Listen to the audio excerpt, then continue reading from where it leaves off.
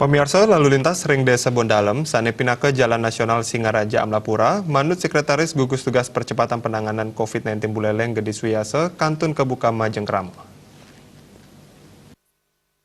Desa utawi krama seni jaging ranjing ke Desa Bondalem sampun nenten kedadosang.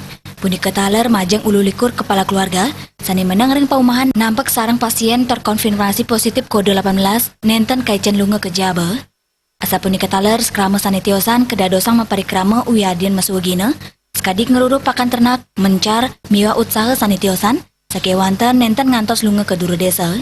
Sajeroni ngajantenang pemargin protap medis selami ngelaksanakan karantina, gugus tugas sampun nedunang personel Satuan Polisi Pamong Praja, Kepolisian, TNI, Satgas, satala relawan untuk ngemargi yang penureksan. Para personel selanturnya nih pacang ngicinin penguruhan mangde krama sidenin capang disiplin anu ring protap karantina sajeroni nambakin penglimbak COVID-19.